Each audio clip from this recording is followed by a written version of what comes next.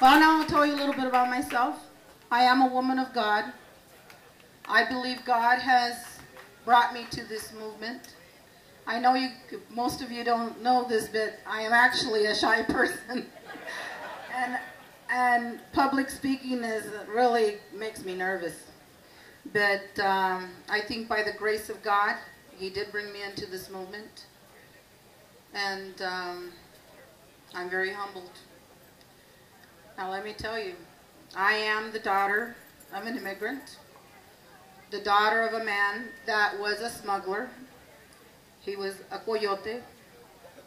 And as a child, my mother left all of a sudden when I was 10 years old. I didn't know it at that point how much my mother had protected us. But the next probably 3 to 4 years became a living hell. My brothers and sisters were abused. We were molested. I know that I was almost strangled and raped. And by the very grace of God, I still don't understand it to this day, why He saved me. But I was saved. And at 12 years old, because of the things that were happening to me and my brothers and sisters, I took a lover, an illegal alien. He became my protector and my brothers and sisters' protector. And at 12 years old, I married this illegal alien. And he kept me locked away for the next 6 years. Now, when I say locked away, I mean locked away. From the time I was 15 until the time I was 22, I was not allowed to go out of the house. I was not allowed to answer the phone. I was not allowed to talk to family.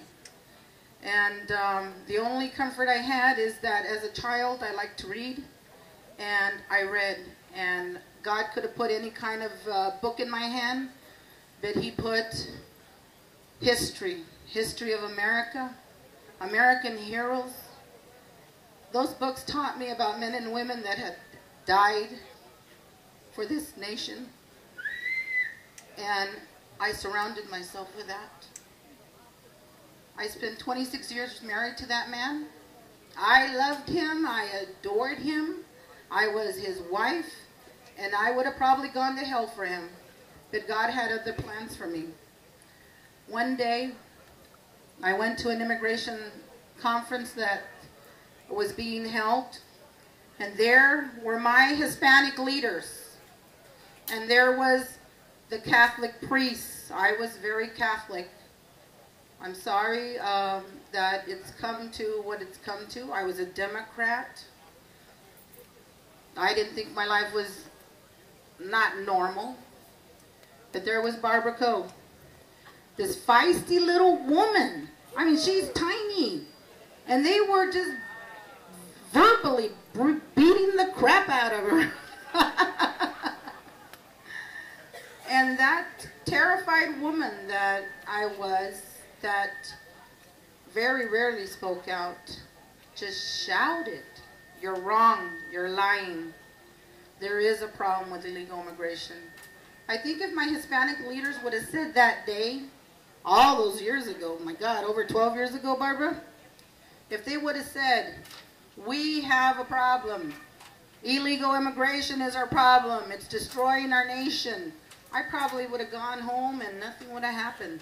But they were lying. They were lying. And something woke up in me. It's like God said, "You are the only one that knows a lot of this story. You need to go tell it." So I've spent the last 12 years following Barbara Coe to her missions that she sends me on. And sometimes she'll say, "Send me to the weirdest places." But you know what? I've been blessed. I wouldn't be here speaking to you. I wouldn't have known great people like John Clark. John Clark is another unsung hero. Some people might say he's just a producer of films. No, John Clark has been on his belly in the desert in the middle of the night recording things for history.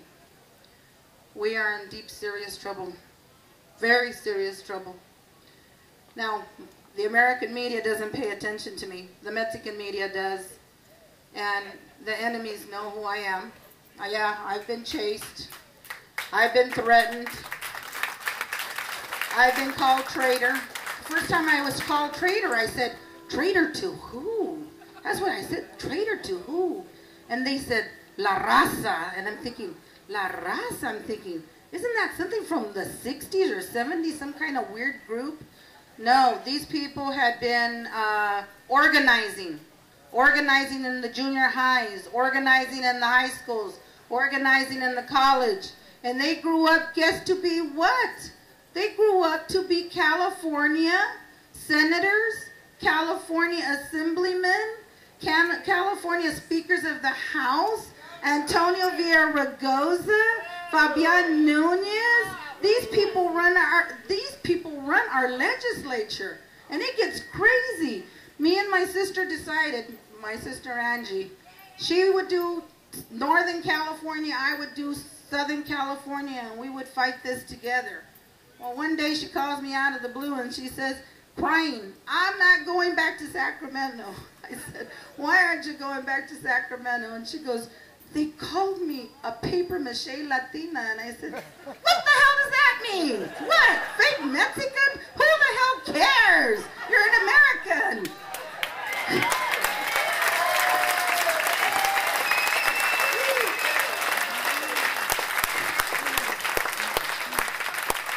So she told me, I'm not going back, Lupe, if you don't go with me.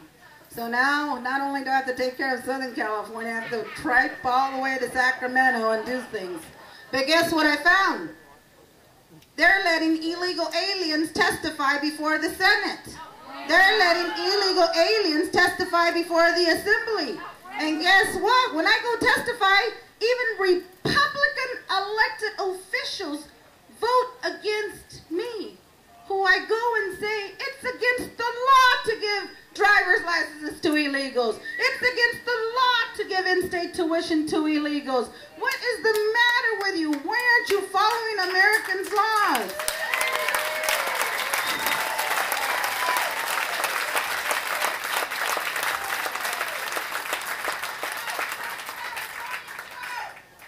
I've had a lot of articles written about me.